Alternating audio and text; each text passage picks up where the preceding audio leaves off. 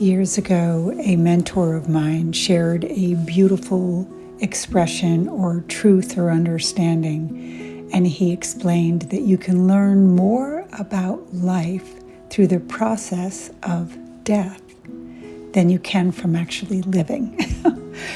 It's taken truly a life of understanding that and experiencing the beautiful gift that I think grief has to offer us. And then the holidays. How hard it is to go through any of that with the holidays around us. Recently, I did an interview with Maria Consalvas on that topic, grief along the holidays. And I'm going to share some excerpts of my journey through grief and what it's taught me in the next and following video. So thank you for being open to share that journey with me, but more importantly, to share the gift that grief has to teach us all. I'm so grateful you are here, and I wanted to share your story of grief around the holidays. So if you could share with our listeners and viewers your story. Got it. Thank you. So I have to kind of go back to my story, and I'm going to say the number of years. It was almost 20 years ago. And people can hear that and go, oh, 20 years ago. Well, she's well beyond her journey, right? But the journey never ends, right? So it doesn't matter if you're 2 weeks out or you're approaching it because someone that you love dearly is maybe on their deathbed, right? We'll have to go there during this conversation. Or it happened 40 years ago. Love is love and love lives on. So guess what? It's always there. So my journey started, actually, I'm going to go back because the point I want to make is 2 weeks before my daughter was killed in a car crash on January 20th. Bad snowstorm up in Vermont. She got into a car with her grandmother. Her grandmother was driving her to school. They both passed away. My life changed forever. But it's interesting. 2 weeks before that, I had taken, I'm rolling my eyes because you're going to laugh when I tell you this. I had taken a happy class, little pause there, right? I took a happy class for my business, for my corporate job, and we were trying to teach and mentor people to be happy in their jobs. Well, this timeliness of this class was so perfect because it was so much of the foundation and uncovering how you are as a person and how you're wired. So I have to tell you before we start this grief journey together today, I'm wired happy. I mean, I tend to kind of be able to problem solve pretty quick. I've been through some shit in my life and I can get through it. I've always been a survivor, all these things that, because of my childhood and trauma or whatever reason, because of choices that I made, not all good, I learned how to kind of get through things pretty quick. So I learned early before my daughter passed that I was wired happy. And for the people who feel that they're wired that way, that doesn't mean that the grief journey is any easier. In fact, it can actually be a little bit more difficult because people assume you're fine. You've been through worse, or you can get through anything, and you're so strong, and, and put a smile on your face. And let me tell you, this persona, as we were talking before we started, there's this outward appearance that, you have to put the ring lights on and your makeup on, and you have to look all good today, right? But inside, what the hell's happening? So I want to share with your audience today the most amazing statistics that I think if people hear, it'll change their life. Are you ready for it? The truth is, there was this book that was handed out at this little seminar, and I'll share the name of it. It's How We Choose to Be Happy. And you can leave the writers and the names in your show notes. But at this seminar, they were talking about happy people versus miserable people. And so to do this study, they went out and they found as many miserable people as they could. And they asked them all these questions like, who are you? Where do you live? How much money do your parents make? How much money, economics, everything, where do you live? What had happened as a child, everything. And they did this whole study and they took all the data from these miserable people who, by the way, they deemed themselves as miserable. It wasn't like someone else said they were miserable. They came into the study going, oh yeah, I'm just miserable. Okay. And they got all these answers and they had the data and they called them the control group. And then they went out to people like you and to me and they said, hey, happy people, we want to ask you questions too. And of course, they lined up, right? They were not deemed happy, but they said, I'm happy. And so they asked them the same damn questions. Who are you? Where are you? What do you do? And, and so on. And what they found out is going to blow your mind. They actually found out that the happy people had had more adversity. I'm getting covered with goosebumps telling you this, by the way. Mm-hmm. So whenever that happens, as you know, I feel like someone's raining on me. This is for so many people out there who are listening, right? Absolutely. So they found out, covered with goosebumps. Keep going, Jean. They found out that all these happy people had been through more trouble and more adversity and more heartache, more sorrow, more loss, more poverty, more than, and the miserable people, not that they hadn't had things happen, okay, but nothing compared to the happy people. So then they dove a little bit deeper in this study and they said, what's the difference between these people and these people? And here it is. The people who were happy woke up every day, and I'm going to cry telling you this, with the intention of being happy. Just, they got into the shower every day and they thought about what happiness meant. And they had an idea of what they needed to be. And I'm not chasing a dream here. I'm talking about the simplicity of what happiness is, like experiencing love and not heartache and not sorrow. And, just they had an intention and they wanted to be. So back to my original point, I'm wired happy. So in a sense, going through grief, it was like, I just want to be able to get through this with as much grace as I can. And for those of you who think it was easy, I'm telling you, I was on my knees when this happened. I did not have a great experience with grief. It was not all unicorns and okay, it was, can I be clear, right? It was on my knees, throwing up, hanging over the toilet, post-traumatic stress syndrome, flying out of my body, major therapy, complicated post-traumatic stress from pulling my daughter off life support. I mean, I don't remember the first couple years. I remember kind of being in my life, but not being of my life, a little different than I am today. And I knew in that moment, Maria, that if I was going to want to help others, that I couldn't just kind of skim the surface of it and read the cliff notes, that I had to really dive in and experience it. So when I'm working with people today, the ones who show up that are in that place, that the desire and the need and the desperation, I guess, to kind of get back to some semblance of life, who are really touching their grief, I will tell you, they have a higher probability of getting through this because they're willing to feel it. Answering the most dreaded question. So tell me, do you have children? People who ask me questions about my grief and about my journey and kind of keep her alive in that way and let me share, those are the ones I feel the closest to. I told my family when I started this journey, if you want to honor my daughter, forget about me. Just honor my daughter. Remember her death date, call me. Remember her birthday, call me. I want the damn call. And in fact, if you don't, as my family, I said, I'm going to be pretty upset because what you're saying is you don't remember her. And that's something I can't settle with, right? So for somebody who's out there, who's listening, it's your choice and everybody's different. My girlfriend lost a child almost mirrored me, same road, a year later, okay?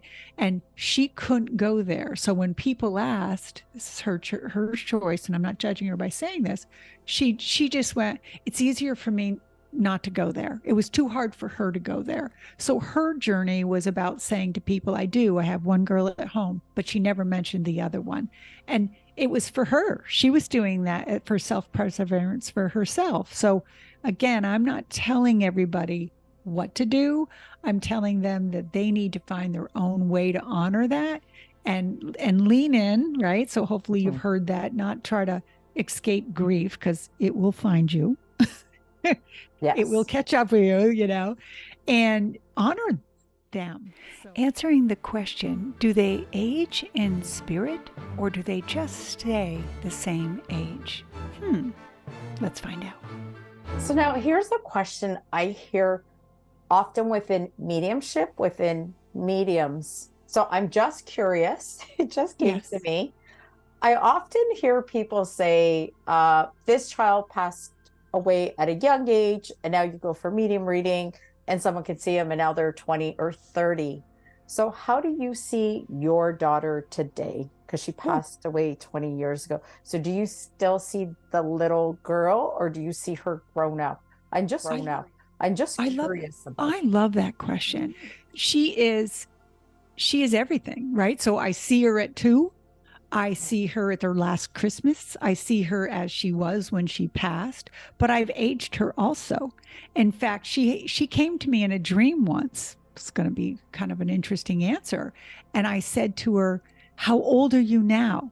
So I'm asking her. She knew I was working with people in grief. And so during this dream visit, I was like, oh my God, like I can tap into the real deal here. Tell me, Isla, what was it like when you crossed over? And so one of the questions I had for her was, how old are you now? And she said to me, I'm 11 for you now. Next year I will be 2. I've already chosen that.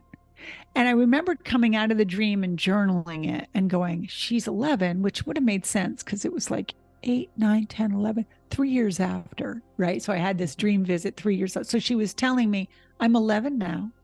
And then when she said, next year I will be 2, I've already chosen that. I heard TWO, but what she was saying is TOO, as in also. And so it was her way of saying to me, I will continue to age with you because that's what you do and that's what you're doing. And so they become, of course, I have her friends from school that are married now and have kids. One of her best friends in school, get this, had a child and named her Isla, right? So, and Isla is one of her children's guides. How bizarre is that, right? So I get to kind of watch what would have happened, and as she ages, and so I see all that. So the answer is Isla is all that for me. She's still the 1-year-old, the 2-year-old, the 7-year-old, the 8. She's all that, but then she's all those things she didn't get to be because she ages with me. And kind of like I said in the beginning, I don't feel any separation with her. I still fantasize about that day I get to cross and she's waiting there. I don't know if she's going to be the 8-year-old or the perception of hopefully the 60-year-old that she would be, right? If I get to ages like I'd like to. So I'm open to all of it. My sense is she'll be all that for me and continue. So.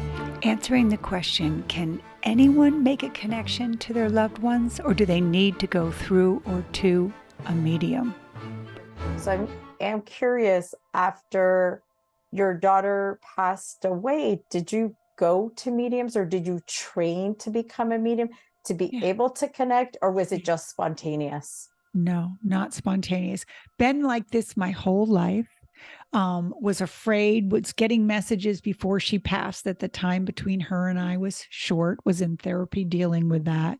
When I went, after she passed, I went back to the same therapist and said, now what, because we talked about this, a month ago, right?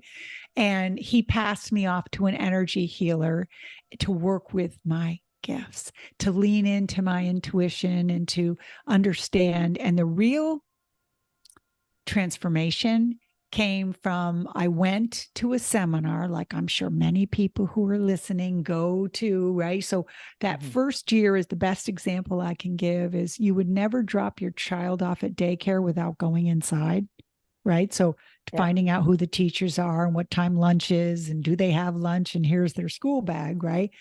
I did the same thing when Isla crossed. I was like, where is she?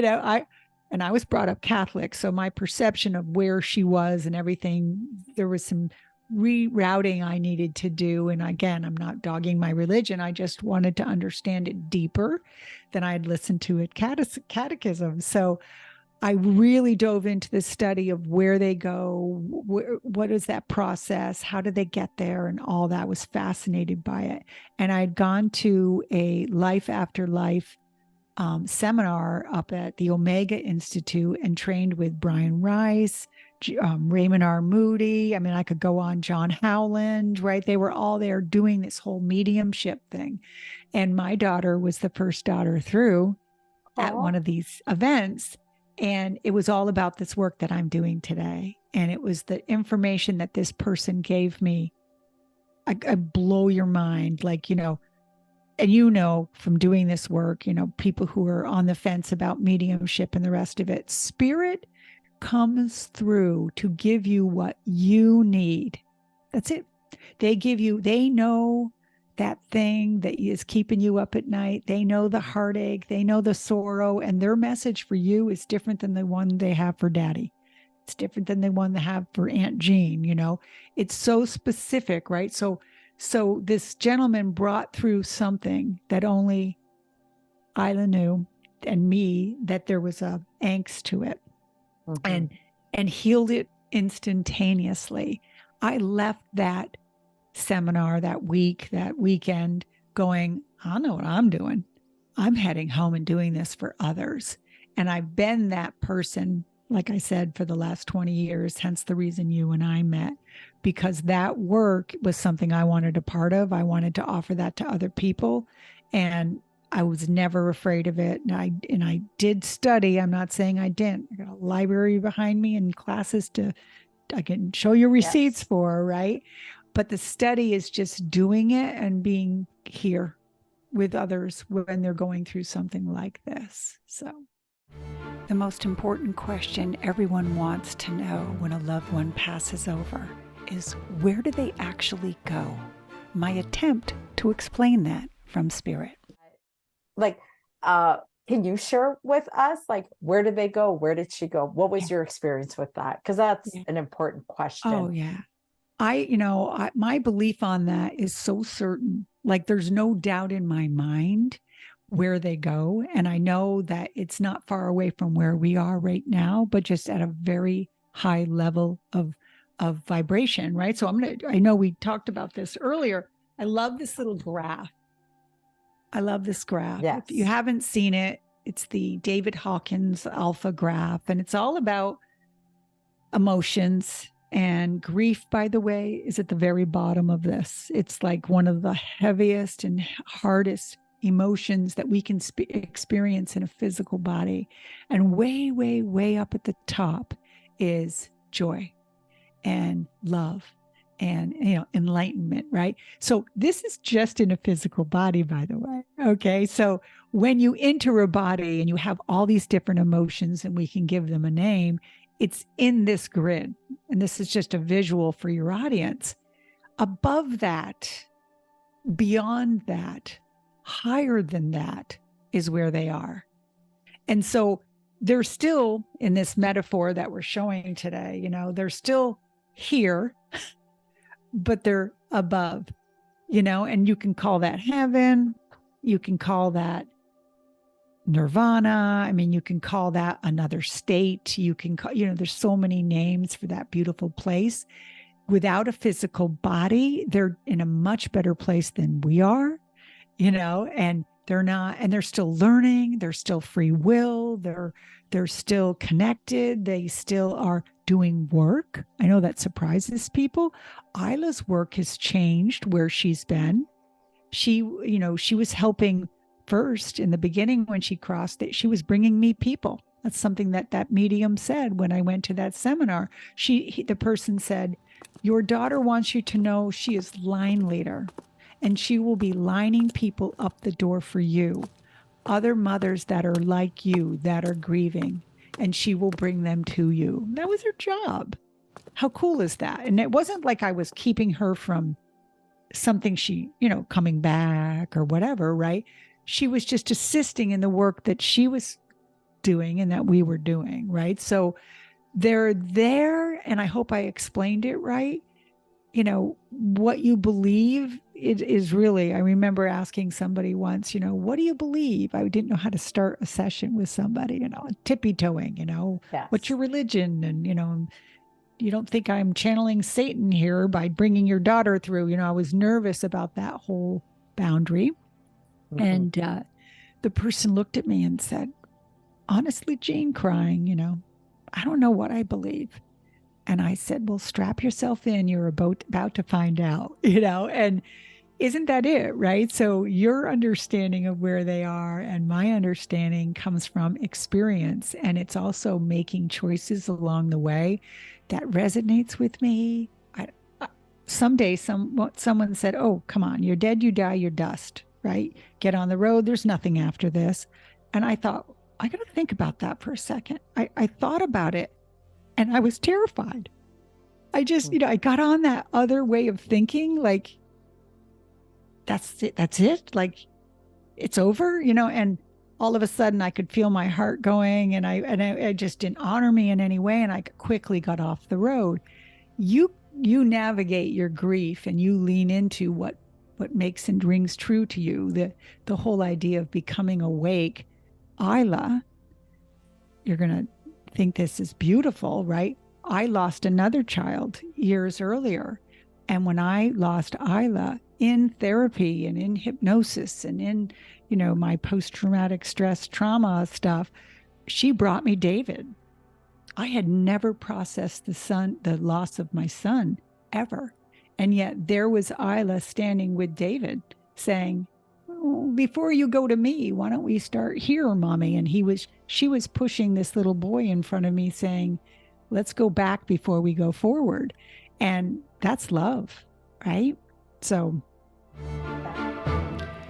the question everybody asks and nobody needs to, there's only one answer. Here we go. That the number one question I get asked, and I want to just let people know who are listening out of the gate, you don't ever have to ask this question. The first question I always get asked is, are they okay? It's almost like, oh man, if you had 3 wishes, you just wasted a wish. You know what I mean? Mhm. They're okay. I have never met a spirit on the other side that came through and said, help. I'm not in a good place, or get me out of here. There's just, I don't know how to say that with more passion, to Yeah. say they are so okay. We wish they're okay. All they want us to know is that they're okay. And all Yes. they're concerned about is, are we okay? Are we okay? And we asked for the experience, right? To physically feel this, right? Love and fear again, right there. Hey, thanks for watching. Tune in next week for part 2. See you then.